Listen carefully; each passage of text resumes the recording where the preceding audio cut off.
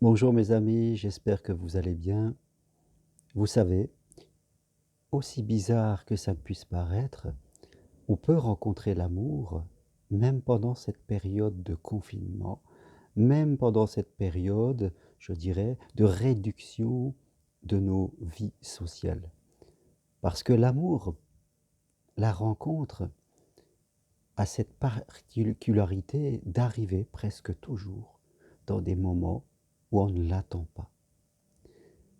Oui, et souvent, je dirais, dans des périodes qui peuvent être troubles, dans des périodes qui peuvent être inadaptées à la rencontre de l'autre, eh bien c'est là, justement, qu'elle peut avoir lieu parce que nous sommes dans ce détachement. Combien de personnes, pendant la guerre, alors que peut dire que les périodes de guerre étaient des périodes vraiment très troubles encore, de façon beaucoup plus forte qu'aujourd'hui, mais on a vu de grandes histoires d'amour s'écrire dans des périodes extrêmement difficiles où l'être humain, je dirais, risquait sa vie presque chaque jour.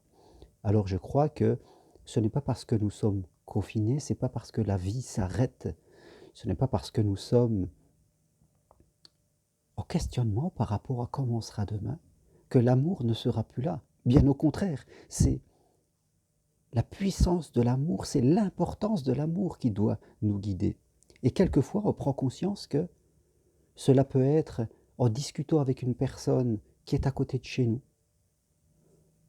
en allant faire quelques courses, en marchant dans la rue pendant les heures qui sont permises, en respectant bien sûr toutes les règles qui nous sont communiquées, les gestes barrières, quelque part. Mais rencontrer l'amour ne demande pas toujours forcément qu'on le rencontre des centaines et des centaines de personnes et qu'on aille dans des soirées où il y a des tas de personnes et fin de compte, plus il y a de personnes et moins on rencontre. Vous comprenez? Quelquefois, l'amour est si paradoxal, si étonnant. Parce que l'amour, c'est ça, c'est rester étonné. Quelquefois, on peut sortir et rencontrer deux personnes dans la journée ou pendant une semaine et on va rencontrer l'amour chez une de ces deux personnes, parce qu'on prendra le temps, parce que ces moments où tout s'arrête, je crois que nous prenons le temps de nous parler, alors que quand on sort et qu'on se dit qu'il faut qu'on aille dans des endroits où il y a beaucoup de monde comme ça, plus il y aura de monde et plus j'aurai de chance de rencontrer l'amour, ce n'est pas toujours vrai et c'est même rarement vrai. C'est plutôt le peu de personnes, comme on faisait avant, dans le temps où il y avait peu de personnes, il n'y avait pas les réseaux sociaux, tout ça, qui fait que l'on donnait une importance à une personne et qu'on prenait le temps de la connaître.